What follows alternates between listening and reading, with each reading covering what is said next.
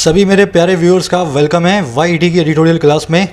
आज सुबह का लेंगे फर्स्ट एडिटोरियल, सैल्यूटरी स्टेप्स इसका टाइटल है।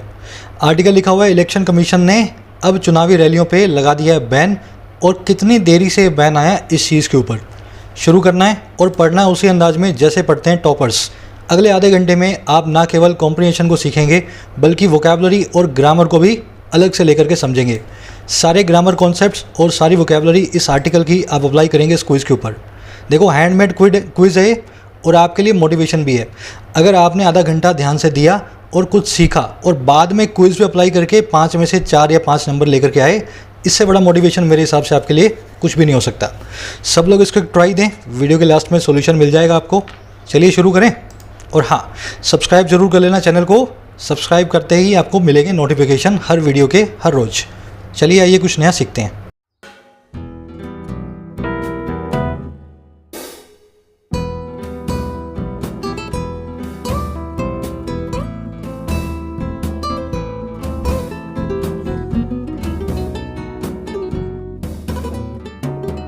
सैल्यूटरी स्टेप्स मतलब कदम।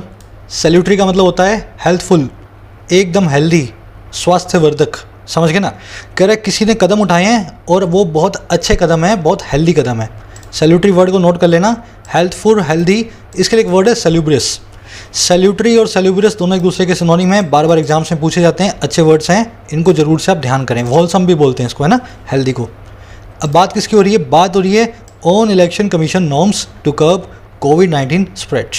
बात हो रही है इलेक्शन कमीशन की नॉर्म्स की, इलेक्शन कमीशन की उन रूल्स की जो है कर्ब करने के लिए, कंट्रोल करने के लिए, लिमिट करने के लिए कोविड-19 के स्प्रेड को।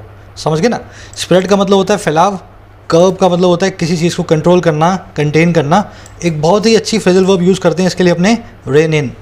रेन इन का मतलब क्या होता है? किसी को लगाम लगाना, है ना। वास्तव में जैसे घोड़े की लगाम लगाते हो ना, तो आप एक्चुअल में उसको रेन इन करते हो।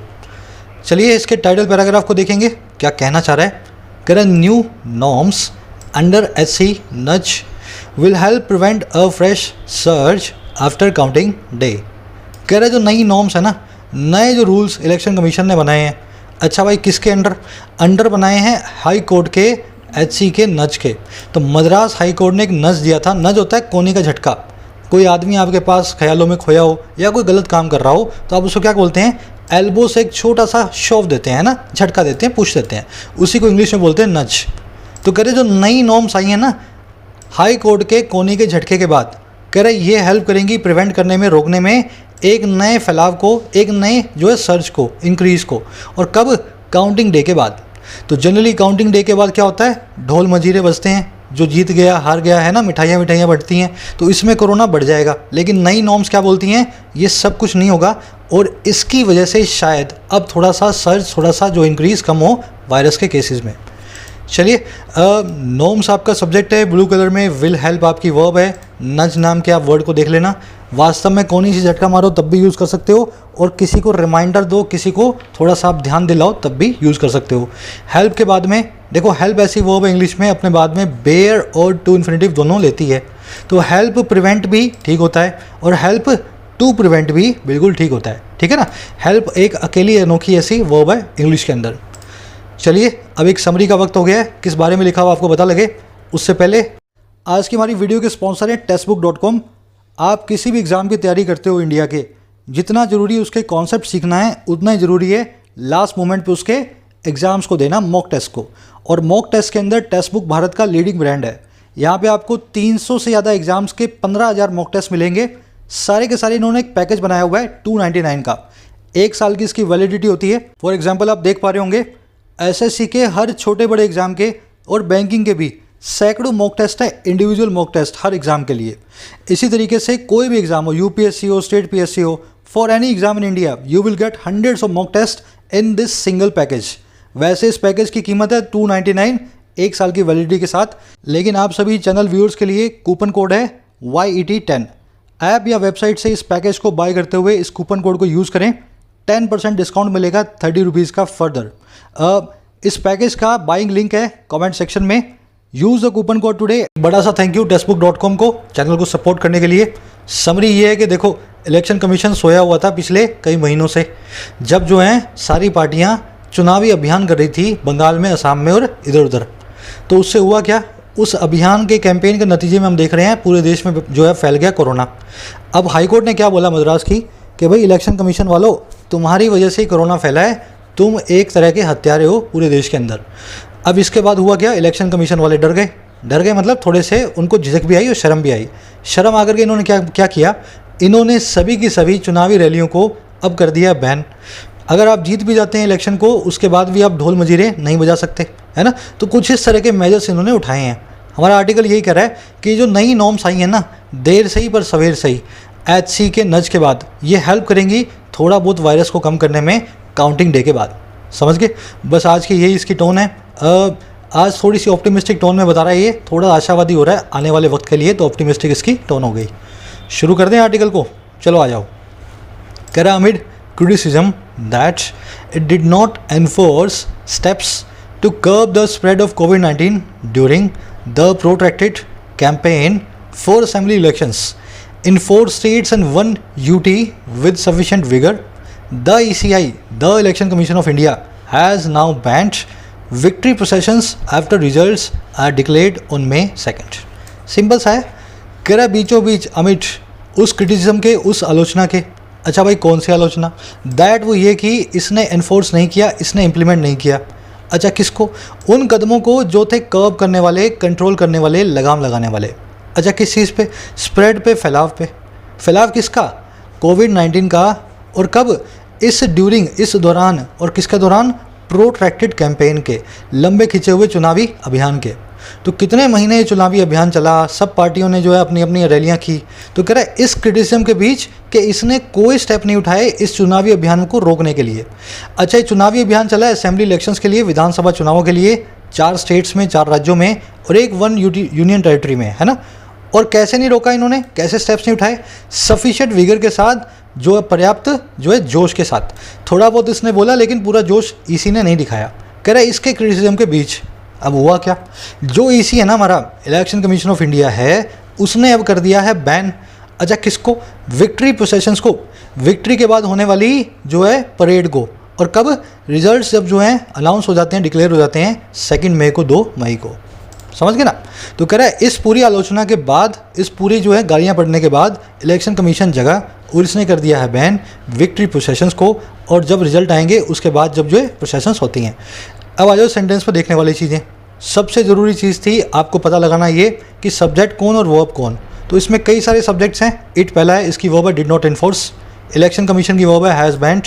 और रिजल्ट्स की वर्ब है आर डिक्लेयर्ड। जिन लोगों को सब्जेक्ट और वर्ब अभी तक पकड़ना नहीं आ रहा है ना, उनको मैं इनका तरीका बताऊंगा पकड़ने का। अभी पहले पूरा सेंटेंस मैं कंप्लीट कर दूं, ठीक है। एनफोर्स का मतलब होता है इम्प्लीमेंट करना, किसी चीज़ को लगाना, इम्पोज करना। प्रोट्रैक्टेड, इस वर्ड को ध्यान से देख लेना। लॉन्ग लास्टिंग हो, स्ट्रेस्ड हो या प्रोलॉन्ग्ड हो, लंबा खिंचा हुआ, बीरबल की खिचड़ी को बोलते हैं प्रोट्रैक्टेड, ठीक है ना। अच्छा वर्ड है। अब इसके एंटोनिम बता रहा हूँ, एंटोनिम भी बड़े अच्छे हैं। शॉर्ट लिव्ड बोल दो, जो थोड़े से टाइम चले। और एक अच्छा एंटोनिम है एफेमरल। वो कहते हैं ना ध्यान से देखो इस आदमी को, तो ध्यान से देख लो इस वर्ड को। एफेमरल वर्ड आपको क्लरिकल हो, चाहे पीओ का एग्ज़ाम हो, चाहे एसएससी का एग्ज़ाम हो, हर एग्ज़ाम में आपको साल 2 साल में एक बार देखने को मिलेगा। कुछ वर्ड से एग्जामिनर को प्यार होता है, उन्हीं में से एक वर्ड है एफेमरल, मतलब जो शॉर्ट लिव्ड हो, ज़्यादा लंबा ना चले। चलें आगे। विगर का मतलब है जोश, आपका एंथुजियाज्म, आपके अंदर का जो साहस है ना। प्रोसेशंस, देखो प्रोसेशन का मतलब होता है परेड, मार्च। इसके लिए एक अच्छा वर्ड है कैवलकेट। समझ लेना, कैवलकेट, है ना। एक प्रोसेशन को, रैली को बोलते हैं कैवलकेट। अब आ जाओ वो लोग जिनको समझ में नहीं आया सर सब्जेक्ट कौन वर्ब कौन। देखो समझ में तुम्हें तब आएगा जब तुम्हारे बेसिक्स अच्छे होंगे। तुम्हारे बेसिक्स अच्छे नहीं हैं इसीलिए तुम्हें समझ में नहीं आ रहा। अब कैसे अच्छे करें, अगर एग्ज़ाम के लिए 1-2 महीना रह गया है, आज से शुरू कर दो। होम पेज पे एक प्लेलिस्ट रखी है, चैनल के होम पेज पे जाना, ये प्लेलिस्ट है कंप्लीट इंग्लिश ग्रामर की। शुरू से लास्ट तक धर्म से चलाना इसको, है ना, पूरे मन से।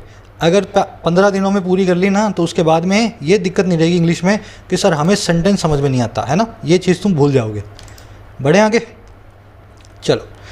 It has also restricted to the number of persons who can accompany the winning candidate to meet the returning officer and collect the collection certificate। कह रहा है इसने रेस्ट्रिक्ट भी कर दिया है, रोक दिया है। रेस्ट्रिक्ट करना मतलब किसी चीज़ की सीमा में बांध देना, लिमिट कर देना। तो कह रहा है इसने सीमाओं में बांध दिया है, लिमिट कर दिया है। और कहाँ तक, सिर्फ 2 तक। अच्छा किसको, उस नंबर ऑफ पर्सनस को, उस आदमियों के आंकड़े को, अच्छा, कौन से नंबर ऑफ पर्सन? जो कंपनी कर सकते हैं, जो कंपनी दे सकते हैं, जो साथ में जा सकते हैं जीतने वाले कैंडिडेट के। अच्छा, कहाँ पे? मीट करने के लिए रिटर्निंग ऑफिसर को और कलेक्ट करने के लिए इलेक्शन सर्टिफिकेट को। तो होता क्या है, जब आप इलेक्शन जीतते हो ना, तो आप रिटर्निंग ऑफिसर होता है उसके पास जाओगे, उससे एक सर्टिफिकेट लोगे इलेक्शन को जीतने का, उसके बाद ही आप जीते हुए प्रत्याशी माने जाओगे। तो इसने क्या बोला, इलेक्शन कमीशन ने, सिर्फ 2 ही आदमी जाएंगे, पूरा जो है मोहल्ला लेकर के मत चले जाना है ना ढोल बजाते हुए, सिर्फ 2 ही जा पाओगे, ये इसने लिमिट कर दिया इस चीज़ को। समझ गए? कह रहा these are significant steps to prevent any escalation in the already alarming infection rate. कह रहा ये जो स्टेप्स हैं ना बड़े सिग्निफिकेंट हैं, बहुत अपने आप में बड़े स्टेप्स हैं। अच्छा भाई, किस काम को करने के लिए? प्रिवेंट करने के लिए, रोकने के लिए किसी भी प्रकार के एस्केलेशन को, राइज को, इंक्रीज़ को। अच्छा, किस में? पहले से ही अलार्मिंग इन्फेक्शन रेट में, पहले से ही हमें परेशान कर देने वाली इन्फेक्शन की दर में। ठीक है, तो इन्फेक्शन की दर अभी बहुत ख़राब है, आपको मालूम है। अगर 5 आदमी जो है करवाने जा रहे हैं कोरोना का टेस्ट, तो 5 में से 3 को तो निकल ही आएगा। तो इस इन्फेक्शन रेट जो है अलार्मिंग है, इसको रोकने में बहुत अच्छे स्टेप्स हैं ये। दीज की वर्ब है आर। अलार्मिंग का मतलब है जो आपके लिए वरीसम हो, स्टार्टलिंग हो। स्टार्टलिंग मतलब भौचक्का कर दे आपको, फ्राइटनिंग हो, आपको डरा दे, है ना। एस्केलेशन होता है चीज़ों का राइज होना, चीज़ों का इंक्रीज़ होना। आपने एस्केलेटर देखा होगा रेलवे स्टेशन पे, अगर आप किसी मेट्रो सिटी में रहते हैं, ये वो सीढ़ियाँ होती हैं स्वचालित, आप नीचे खड़े हो जाएंगे, ऊपर पहुँच जाएंगे, है ना। एक्चुअल में आपको वो एस्केलेट कर रही है, नीचे से ऊपर ला रही है, राइज करवा रही है। चलिए, कह further the ECI has come up with measures at counting centres including a stipulation that agents cannot enter the counting hall without producing either a negative test report for COVID-19 और final vaccination reports। आपने चुनाव में देखा होगा कुछ agents होते हैं, है ना भाई, हमारे मौसा का लड़का जो है खड़ा हो गया चुनाव में, अब हम उनकी करेंगे बहुत सारी पब्लिसिटी, तो हम बन गए उनके एजेंट्स। तो अब इन एजेंट्स के लिए भी इसने कुछ निकाला है नया जो है एक रूल्स। कह रहा है फर्दर और आगे ECI जो है कम अप विद हुआ है, ECI ने इंट्रोड्यूस किया है। ECI लेकर क्या है, ऐसे मेजर्स को जो आगे काउंटिंग सेंटर्स पे, जहाँ पे काउंट होता है वोट्स, है ना। अब जिसमें शामिल क्या है, इसमें शामिल है एक स्टिपुलेशन, एक कंडीशन, और वो ये, जो ये एजेंट्स होते हैं, है ना, ये एजेंट्स एंटर नहीं कर पाएंगे काउंटिंग हॉल को बिना इस काम को किए। अब देखो काम क्या है, बिना प्रोड्यूस किए या तो नेगेटिव टेस्ट रिपोर्ट को कोविड-19 की, या फिर फाइनल वैक्सीनेशन रिपोर्ट को। तो वैसे नहीं है अब हमारे मौसा का लड़का है, इलेक्शन में खड़ा हुआ है, चलो हम काउंटिंग सेंटर में जाएंगे, ऐसे नहीं। काउंटिंग सेंटर में तुम्हें जाना है ना, और तुम एजेंट हो, तो नेगेटिव रिपोर्ट ले आना, या फिर वैक्सीनेशन करवा करके साथ में अपना जो एक सर्टिफिकेट रखना। समझ गए? कम अप विद एक फिजल वर्ब है, इसका मतलब होता है किसी चीज़ को सजेस्ट करना। जब आप come up with some idea होते हैं ना, इसका मतलब क्या है, उस आइडिया को आप ब्रिंग फॉरवर्ड कर रहे हैं, ब्रिंग फोर्थ कर रहे हैं, सबके सामने रख रहे हैं। ठीक है। स्टिपुलेशन होती है कंडीशन, एक प्रोविज़न, एक रूल। एंटर के बाद में कोई प्रीपोजिशन नहीं आएगी। जब आप कहीं फिजिकली घुसेंगे, किसी घर में घुस गए, किसी हॉल में घुस गए, तो एंटर के बाद में सीधे वो घर, सीधा वो हॉल। लेकिन एंटर के बाद में इनटू और ऑन आप लगाएंगे जब जब आप किसी डील की बात करेंगे। आपने किसी से कोई कॉन्ट्रैक्ट किया, कोई डिस्कशन की, तो एंटर इनटू। और अगर आपने किसी चीज़ को शुरू किया तो एंटर ऑन, है ना। कोई करियर शुरू किया, कोई बिजनेस शुरू किया, तो एंटर ऑन। बार बार इसलिए करवाता हूँ क्योंकि इस पर बनते हैं क्वेश्चंस। सीखने के बाद अभ्यास करना भी उतना ही ज़रूरी है। मेरी इच्छा ये है, जो मैं तुम्हें सिखा रहा हूँ ना, बड़ा बड़ा फुटबॉल जितना दिखना चाहिए तुम्हें एग्जाम के अंदर, है ना। दूर से पता लग जाए ये एरर है, अमन सर ने उस दिन करवाई थी, है ना। चलो अभ्यास करो, जितना करोगे उतना अच्छा है।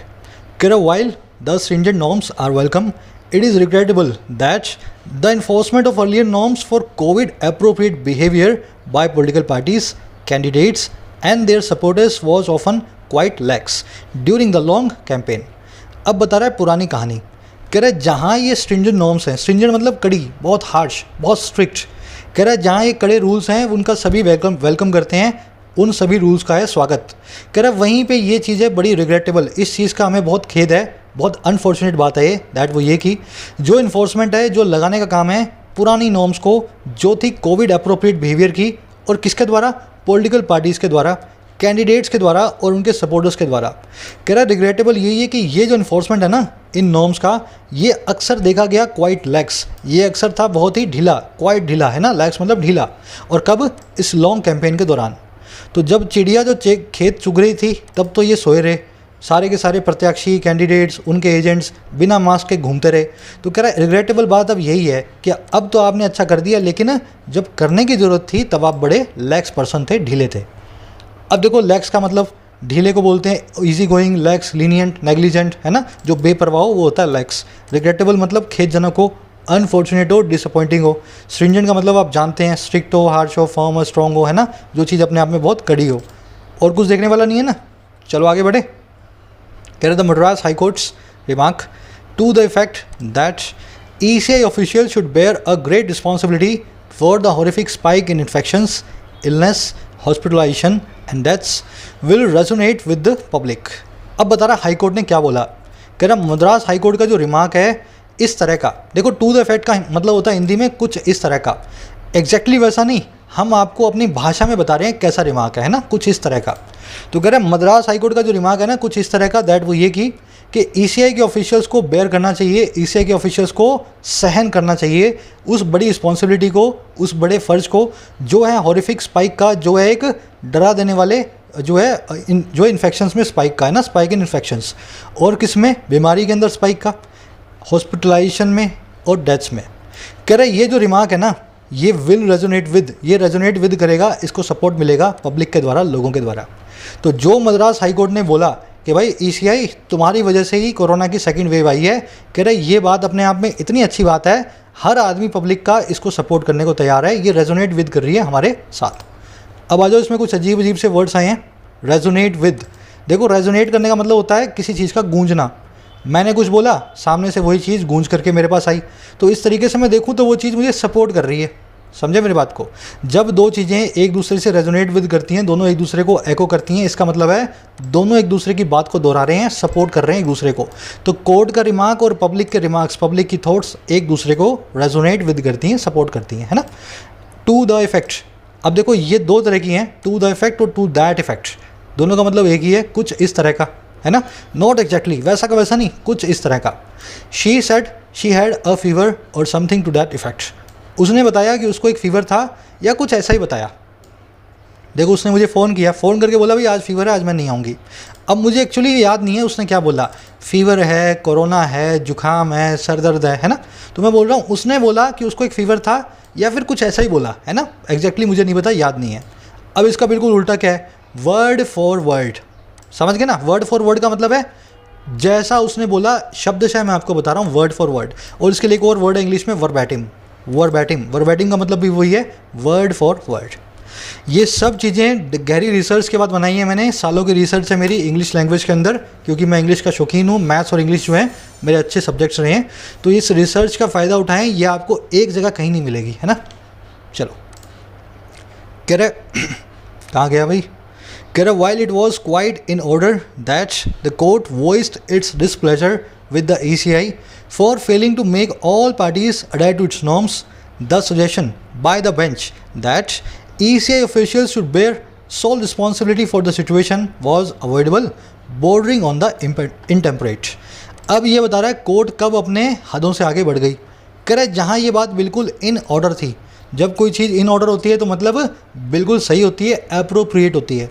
कह रहे जहाँ ये चीज़ बिल्कुल अप्रोप्रिएट थी, दैट वो ये कि कोर्ट ने वॉइस किया अपने डिस्प्लेजर को, कोर्ट ने आवाज़ दी अपनी नाराज़गी को ECI के साथ, और क्यों, फेल करने के लिए और किस काम में, मेक करने के लिए सभी पार्टीज़ को अडेयर टू, बनाने के लिए सभी पार्टीज़ को फॉलो करने वाला इसकी नॉर्म्स को। तो कह रहे जहाँ ये बात बिल्कुल सही है कि ECI ने सही अपने डिस्प्लेजर को सबके सामने लाया जो था ECI के साथ, क्योंकि ECI जो है नाकामयाब रहा सभी पार्टीज़ को नॉर्म्स को फॉलो करवाने में। अब देखो कह रहे वहीं जो ये सजेशन था, और किसके द्वारा, बेंच के द्वारा, जजों के ग्रुप के द्वारा, दैट वो ये कि ECI ऑफिशियल्स को ही बेयर करना चाहिए खाली रिस्पॉन्सिबिलिटी को इस सिचुएशन के लिए। कह रहा है ये चीज़ अवॉइडेबल थी, इस बात को वो अवॉइड कर सकते थे। और ये बात कैसे अवॉइडेबल थी, बॉर्डर करते हुए ऑन द इनटेम्परेट। देखिए इनटेम्परेट का मतलब होता है एक्सेसिव, ज़रूरत से ज़्यादा, अनरिस्ट्रेंट, है ना, कोई ऐसा काम जो है जो आप जो ज़रूर से ज़्यादा बढ़ के कर देते हो ना तो वो इनटेम्परेट हो जाता है। तो कह रहे ये सजेशन अपने आप में बॉर्डर कर रहा था एक्सेसिव की जो है लेवल पे। थोड़ी सी गलत बात होगी ना, ECI खुद जिम्मेदार नहीं है, पॉलिटिकल पार्टीज़ भी जिम्मेदार हैं, हम भी जिम्मेदार हैं, कोरोना के म्यूटेंट वायरस भी जिम्मेदार है। ECI अकेला जो है सेकेंड वेव को लेकर के नहीं आया, समझ गए। चलो देखने वाली चीज़ें, सब्जेक्ट वर्ब आप मैच करोगे by default, adhere to, abide by, complied with और फॉलो स्ट्रिक्टली, चारों का मतलब एक ही है। ध्यान देना इन तीनों फ्रेजल वर्ब्स की तरफ। अडायर के बाद में टू आएगा, अबाइड के बाद में बाय आएगा, कंप्लाई के बाद में विद आएगा, मीनिंग सब एक ही रखते हैं, ठीक है। इंडेम्परेट वर्ड को देख लेना, जरूर से ज़्यादा हो जो। कह रहा however the courts question that the counting process should become a catalyst for a new search has undoubtedly helped and led to a new norms for counting day activities. कह रहा हालांकि जो कोर्ट का क्वेश्चन था, question मतलब चेताना, सावधानी बताना, कह रहा कोर्ट का जो सावधानी का काम था दैट वो ये कि जो काउंटिंग प्रोसेस है उसको नहीं बनना चाहिए एक कैटलिस्ट। कैटलिस्ट कौन होता है भाई? जो किसी चीज़ को मोटिवेट करे, स्टिमुलेट करे, प्रोवोक करे।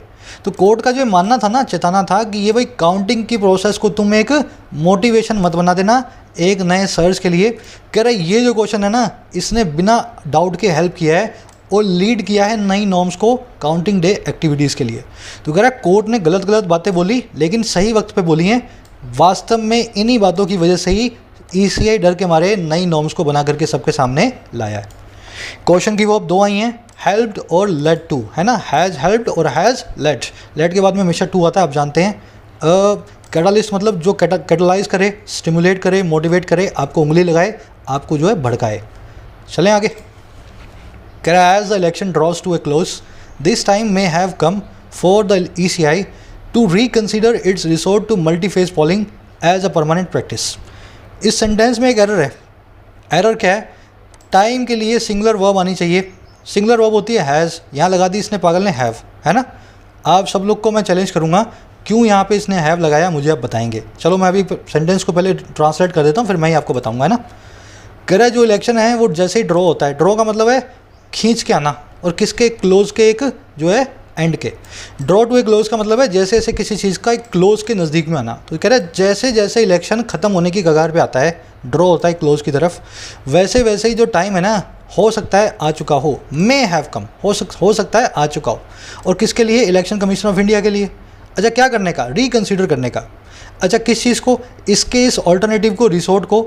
अच्छा वो काय का है? मल्टी फेज पोलिंग का, अलग अलग फेज़ में पोलिंग का। आज इस मोहल्ले में, कल उस मोहल्ले में, है ना, अलग अलग फेज़ में।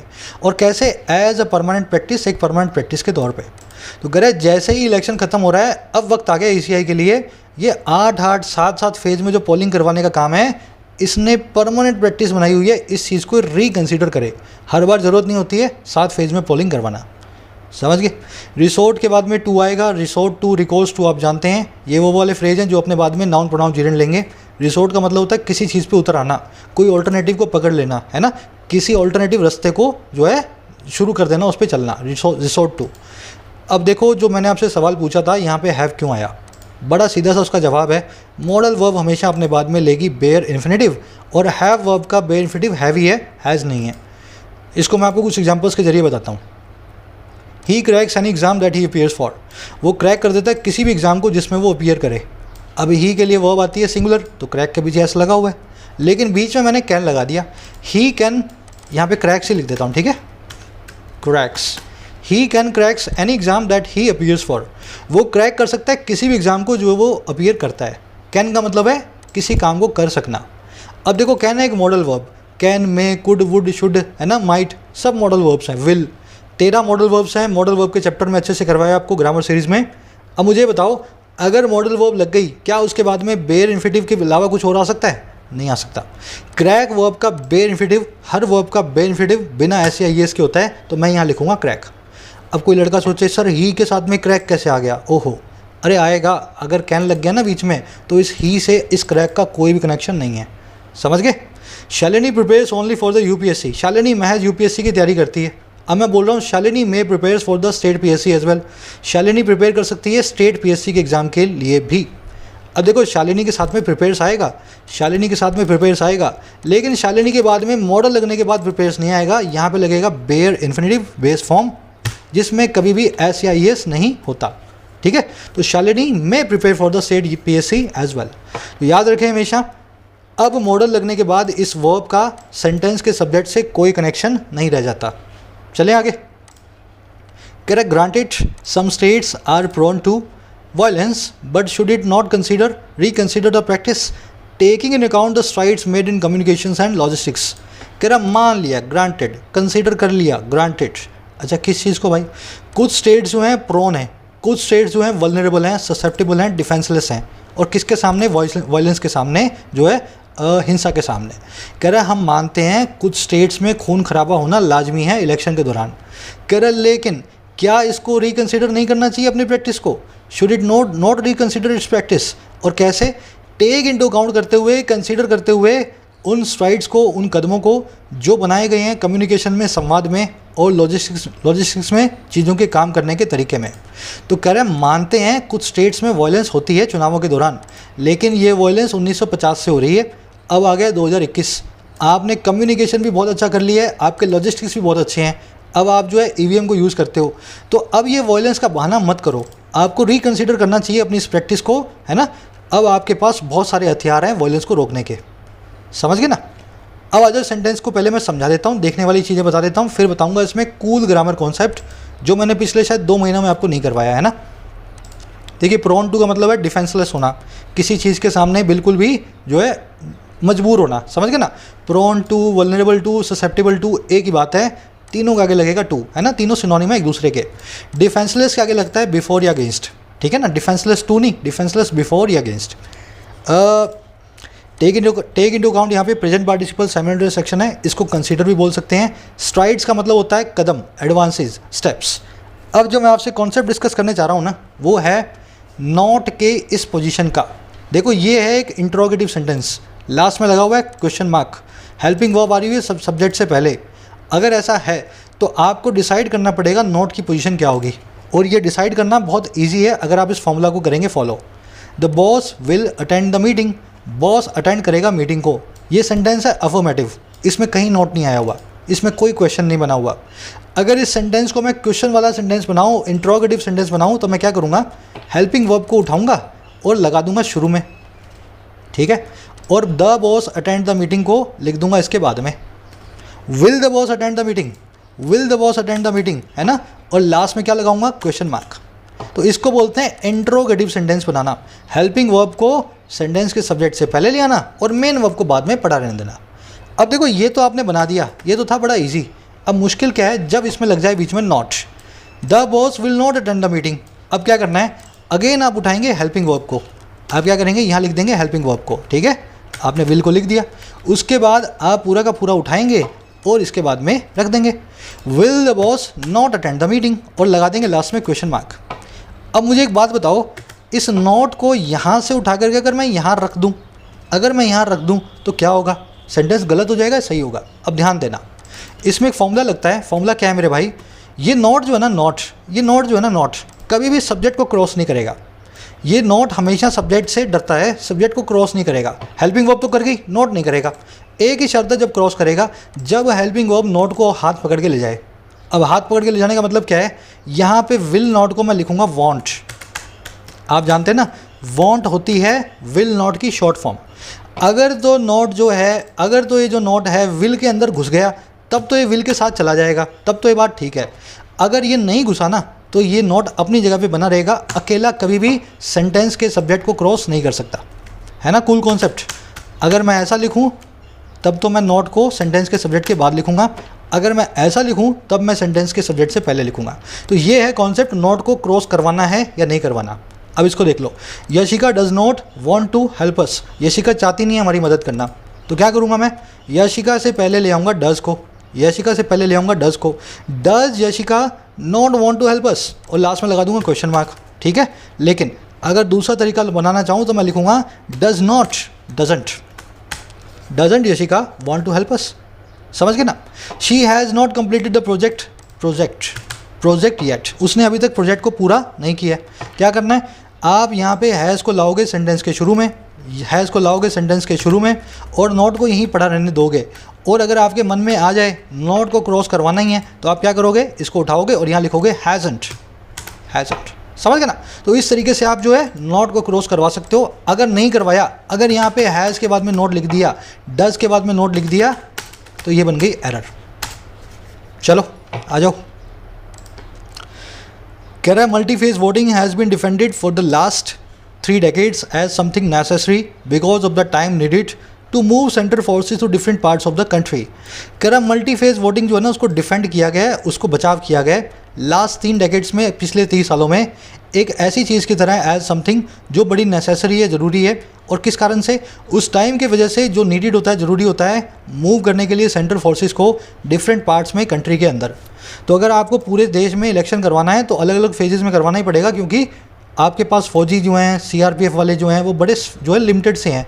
तो पहले वो एक स्टेट में जाएंगे, फिर दूसरे में जाएंगे, है ना। कह रहे इस वजह से इसका बचाव किया गया है। कह रहे security and sensitivity in select constituencies are also consideration. और सिक्योरिटी और सेंसिटिविटी जो है कुछ खास कॉन्स्टिट्यूंसीज में, कुछ खास चुनावी जो है एरियाज़ के अंदर, वो भी जो है कंसिडरेशंस हैं, वो भी जो हैं हमारे जो हैं कंसिडरेशन के अंदर आती हैं। तो समझ गए इतना। तो इन वजहों से पिछले 30 सालों से हम जो मल्टी फेज़ वोटिंग जो है, अलग अलग फेज़ में वोटिंग करवाते आ रहे हैं। यहाँ पे कॉन्सेप्ट है सिलेक्ट वर्सेस सिलेक्टेड का, आज नहीं फिर कभी करवाऊंगा, वीडियो लंबी हो जाएगी, है ना। कॉन्सेप्ट अच्छा है, कल करवा दूंगा। करा however in the present round the first 3 phases of the West Bengal elections were held alongside those of Assam, and polling in 3 other states and Pondicherry was completed on April 6। कह रहा है हालांकि प्रेजेंट राउंड में जो पहले 3 phase थे Bengal elections के, वो रखे गए थे अलॉन्ग साइड, साथ ही साथ, और किनके? उन फेजेस के जो थे आसाम के। ये दोज बता रहा है, फेजेस के लिए लगा हुआ है एक प्रोनाउन, ठीक है ना।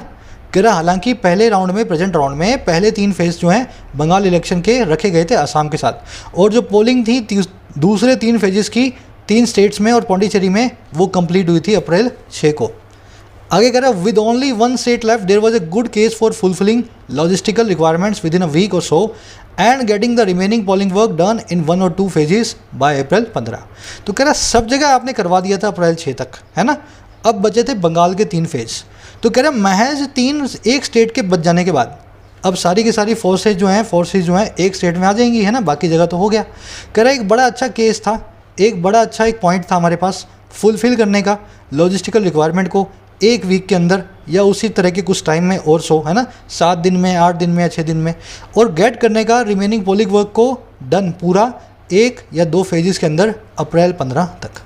तो जब एक ही इलेक्शन बचा था एक ही स्टेट में, हफ्ते भर का टाइम था, तो फिर जो 3 फेज़ इनको 3 करने की ज़रूरत नहीं थी, एक हफ्ते में सबको इकट्ठा करते फौजियों को, और एक साथ ही तीनों फेजेस को 1 या 2 फेज़ के अंदर पूरा करवा देते। तो कह रहा है ये एक अच्छा केस बन सकता था, एक अच्छा पॉइंट था, इस बात का पूरा सपोर्ट हमें करना चाहिए। समझ गए? देखने वाला कुछ है नहीं, सेंटेंस सिंपल है, सब्जेक्ट वो अब आप पकड़ रहे हो। अगर देखने वाला है तो वो है गेट वाला कॉन्सेप्ट, अच्छे से आप जानते हैं, कॉजेटिव यूज़ गेट नाम की इस कॉजेटिव वर्ब का। I will get the electrician to repair या रिपेयर द फैन, मैं इलेक्ट्रिशियन से फ़ैन को रिपेयर करवाऊंगा। गेट यहाँ पे आपकी पॉजिटिव वर्ब है, उसके बाद में रखा हुआ है जो काम करेगा, इलेक्ट्रिशियन रिपेयर करेगा। उसके बाद में रखा हुआ है ऑब्जेक्ट कॉम्प्लीमेंट, इलेक्ट्रिशियन क्या करेगा वो चीज़ बताएगा, ये ऑब्जेक्ट कॉम्प्लीमेंट। अगर गेट को आप इस तरीके से यूज़ करते हैं, इसके बाद में उसको रख देते हैं जो काम करेगा, जो एक्शन का डूअर होगा, तो आप गेट के बाद में यूज़ करते हैं टू इन्फिनिटिव को, ठीक है ना। भाई रिपेयर कौन करेगा, सीधा सा सवाल है तुमसे, पंखा रिपेयर करेगा मिस्त्री को या मिस्त्री रिपेयर करेगा पंखे को? तुम्हारा जवाब है सर मिस्त्री रिपेयर करेगा पंखे को। अगर मिस्त्री काम करने वाला है और गेट के बाद में पड़ा है तो आप मिस्त्री के लिए टू इन्फिनिटिव को यूज़ करेंगे। लेकिन इस सेंटेंस को उल्टा कर रहा हूँ मैं, I will get the fan to repaired by the electrician, मैं फ़ैन को मरम्मत करवाऊँगा इलेक्ट्रिशियन के द्वारा। बात वही है, लेकिन अब गेट के बाद में जो रिपेयर होगा उसको लिखा गया है। इलेक्ट्रिशियन पंखे को रिपेयर करेगा, पंखा इलेक्ट्रिशियन को रिपेयर नहीं करेगा। अब वो पंखे पे काम होने वाला है, पंखा खुद डूअर नहीं है।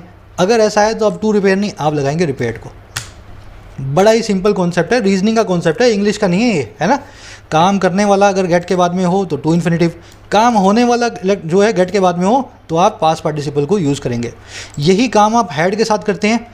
माई wife had him to buy a boat a diamond ring, her wife जो है उसकी वाइफ ने उससे एक डायमंड रिंग को बाय करवाया, है ना, उसको मजबूर किया। यहाँ भी हैव जो है पॉजिटिव वर्ब यूज़ कर रही है। अब ये बंदा जो है बाय करेगा, ये एक्शन का डूअर होगा, लेकिन हैव वर्ब अपने बाद में लेती है बेयर इन्फिनिटिव टू की जगह, आप यहाँ लगाएंगे बाय, ठीक है ना। हैव वर्ब अपने बाद में टू इन्फिनिटिव नहीं लेती, हमेशा बिना टू के इन्फिनिटिव को लेती है। और her wife had a diamond ring to buy a boat by him, उसकी वाइफ ने एक डायमंड रिंग को बाय करवाया उसके द्वारा। बात वही है, लेकिन रिंग को बाय किया गया, रिंग ने किसी को बाय नहीं किया है, रिंग के ऊपर काम हुआ है। अब यहाँ पे आप पास्ट पार्टिसिपल आराम से बिंदास यूज़ करें। चले आगे बढ़े। कह रहा है prolong campaign contributes to buildup of tension, एक लंबा चलता हुआ कैंपेन जो है ना कंट्रीब्यूट करता है, योगदान करता है टेंशन के बिल्डअप में, टेंशन के एक्यूमुलेशन में, टेंशन के जो है इकट्ठा होने में। जितना लंबा इलेक्शन उतनी ज़्यादा जो है मारामारी, उतना ज़्यादा खून खराबा। Covering an entire state in as few phases as possible will help localize the potential for violence, prevent the spread of tension due to the violence of the campaign, besides reducing the fatigue of forces deployed throughout the campaign up to the day of counting। अब कह रहा है अगर सबको एक साथ करवा दोगे तो कितने फ़ायदे होंगे। कह रहा है अगर कवर कर दोगे ना पूरी स्टेट को कम से कम फेजेज़ में, है ना, 6 की जगह 2 में या 3 में, कह रहा है ये जो है ना कम से कम पॉसिबल फेज़ में कवर करने का काम हेल्प करेगा लोकलाइज करने में पोटेंशियल को, वायलेंस की। तो वायलेंस की, हिंसा की जो संभावना है वो लोकलाइज हो जाएगी। एक स्टेट को एक बार में आपने इलेक्शन करवाया, एक दिन में वायलेंस हुई, बात हुई ख़त्म, अब अगली स्टेट में चले जाओ, यहाँ की वायलेंस यहीं रह गई, है ना। और ये प्रिवेंट कर देगा स्प्रेड को, फैलाव को टेंशन्स के। और किस वजह से, जो है बहुत ही हार्मफुलनेस के कारण, वायलेंस के कारण, नुकसान के कारण जो इस कैंपेन से होता है। तो कैंपेनिंग से नुकसान भी कम होगा, एक दिन में सारा इलेक्शन हो गया, सारी कैंपेनिंग एक दिन में ख़त्म हो गई। साथ ही साथ ये करेगा रिड्यूस करने के उस फटीग को, उस थकान को जो होती है हमारी फोर्सेस की, हमारे जवानों की, जो डिप्लॉयड होते हैं पूरे कैंपेन के दौरान और कब तक, काउंटिंग के डे तक। तो ये भी तो बेचारे इंसान हैं, 3-3 महीने से बंदूक लेकर के यही काम कर रहे हैं ये, है ना, इन नेताओं के कैंपेन की जो है पीछे पीछे चल रहे हैं। तो कह रहा है इनको भी थोड़ा आराम मिलेगा, 2-2, 3-3 महीने तक इनको घुमाने वाला काम नहीं होगा। तो इसलिए आप जो है कवर कर दें पूरी स्टेट को कम से कम फेजेस के अंदर। समझ गए। कवर की वर्ब है विल हेल्प, वायलेंस का मतलब है एक्सट्रीम हार्मफुलनेस, किसी चीज़ की बहुत ज़्यादा नुकसान। फटीग होती है आपकी जो है लिथार्जी, गलत लिख दिया, फटीग होता है आपका एग्जॉशन, आपका जो है बहुत सारी आपकी थकान। बढ़िया के डिप्लॉय मतलब काम पे लगे हुए। कह रहा है शॉर्टर इलेक्शन में भी सेफर वन टू, एक छोटा इलेक्शन है ना वो भी सेफ वन हो सकता है। आपको लगता है लंबे इलेक्शन में ही वायलेंस कम होगी, शायद छोटे वाले में लोग जो हैं वायरस से कम इन्फेक्टेड होंगे, सेफ जो है इलेक्शन होगा। चलिए वीडियो आज लंबी हो गई है, काम करते हैं फटाफट से आएंगे अपने क्विज़ के ऊपर। क्विज़ का फर्स्ट क्वेश्चन मैं करवाऊँगा, 4 क्वेश्चंस आप करेंगे, आंसर्स मिलेंगे आपको कमेंट्स में हर रोज़ की तरह, ठीक है। कह रहे choose the incorrect statement in the context of the passage, गलत स्टेटमेंट को चूज़ करके बताओ। तो 4 में से 3 सही हैं और 1 गलत है, ऐसा ही होगा, है ना। The ECI has restricted the number of person who can accompany the winning candidate to meet the returning officer to 3। ECI ने लगाम लगा दी है नंबर ऑफ पर्सन पे जो जीतने वाले प्रत्याशी के साथ रिटर्निंग कैंडिडेट को मिलने जाएंगे, और कहाँ तक लगाई है, 3 तक। गलत बात, ECI ने बोला 2 ही जाएंगे, 3 नहीं जाएंगे, ये 3 गलत है। The ECI has band the entry of all agents into the counting hall, ECI ने बैन कर दिया एंट्री को सभी एजेंट्स की काउंटिंग हॉल में। गलत बात, उन्हीं को आने देगा जिनके पास कोरोना की नेगेटिव रिपोर्ट है या जिनके वैक्सीन लग गया है, सबकी एंट्री बैन नहीं हुई है, अगर वैक्सीन लगवा लोगे तो आ सकते हो। गलत बात होगी ना। Significant logistics and communication advancement signify the need to reconsider the practice of multiphase polling in India. कह रहे बड़ी बड़ी लॉजिस्टिक में और संवाद में जो एडवांसमेंट हुई हैं ये सिग्निफाई करती हैं उस ज़रूरत को जो है रिकन्सिडर करने की, इस प्रैक्टिस को मल्टी फेज पोलिंग की इंडिया के अंदर।